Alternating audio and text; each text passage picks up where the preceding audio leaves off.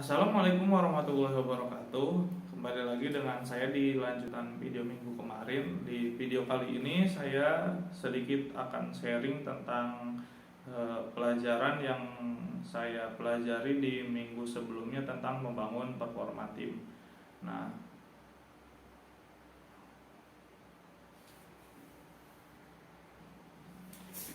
pertama-tama, membangun performa tim yang efektif dimulai dengan memastikan bahwa setiap anggota tim memiliki pemahaman yang jelas tentang tujuan dan tanggung jawabnya.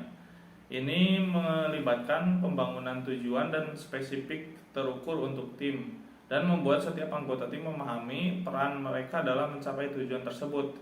Hal ini dapat dilakukan dengan memberikan setiap anggota tim tanggung jawab yang jelas dan mendefinisikan harapan yang spesifik terhadap setiap tugas yang harus dilakukan. Itu yang coba saya terapkan kepada tim saya.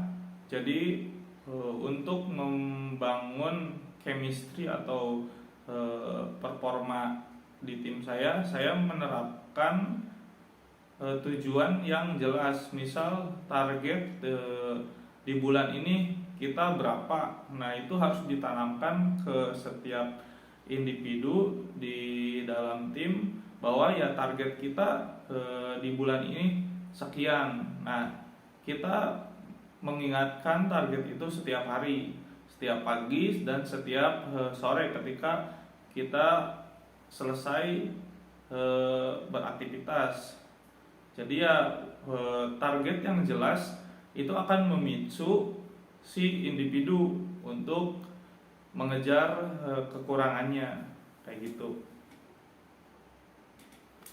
Yang kedua, penting untuk memastikan bahwa komunikasi dalam tim itu terbuka dan jujur. Anggota tim harus merasa nyaman untuk berbicara satu sama lain dan membahas masalah yang mungkin muncul, dan mereka harus memiliki mekanisme untuk melakukannya. Ini dapat dilakukan dengan mengadakan pertemuan reguler, misal meeting tiap pagi, dan memastikan setiap anggota tim mempunyai suara sendiri-sendiri. Jadi mereka mempunyai hak bicara, hak menyampaikan pendapatnya. Jadi ketika meeting semua mempunyai hak jawab.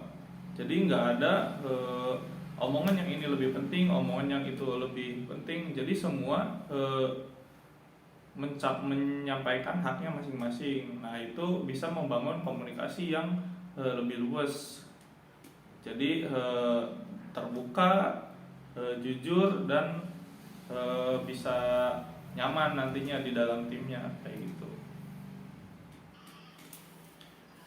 Yang ketiga, membangun performa tim yang efektif juga membutuhkan fokus pada keterampilan setiap individu. Nah, setiap anggota tim harus memiliki keterampilan yang diperlukan untuk melakukan tugas dengan efektif, dan mereka harus memiliki kesempatan untuk mengembangkan keterampilan tersebut. Jadi melalui pelatihan-pelatihan, misalnya melalui training. Ini dapat dilakukan dengan menentukan keterampilan yang diperlukan untuk setiap peran di dalam tim.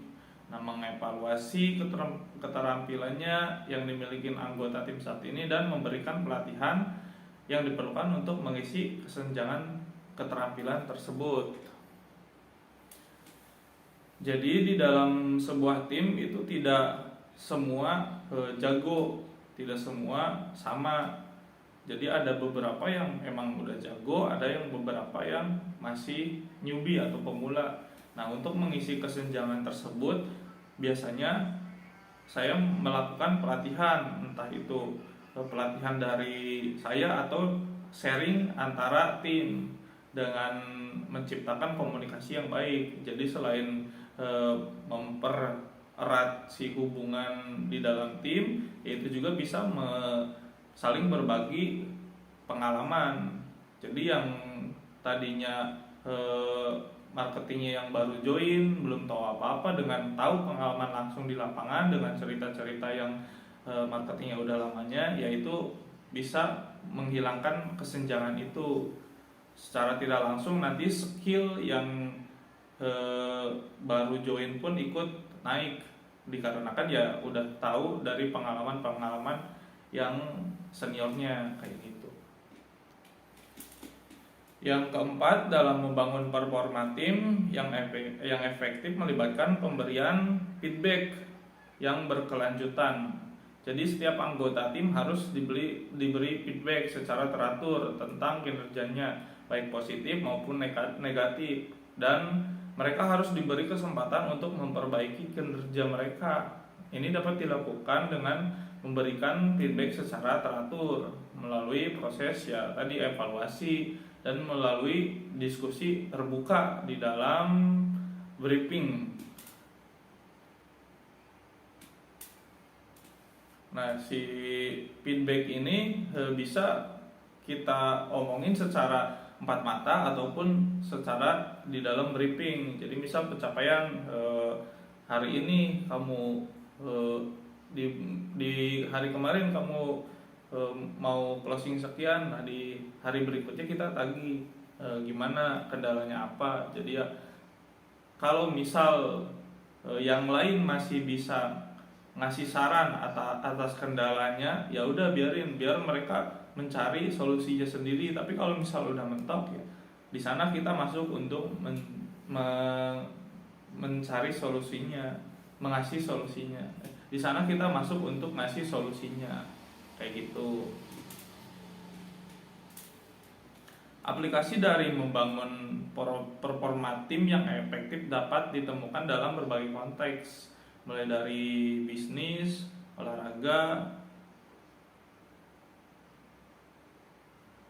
Nah, dengan membangun performa tim yang bagus, yaitu dapat meningkatkan efisiensi dan produktivitas di dalam perusahaan, sehingga performa tim yang efektif dapat meningkatkan kinerja tiap individu. Ketika timnya bagus, otomatis dari individunya ikut naik. Jadi nggak ada yang ketinggalan di dalam sebuah tim itu.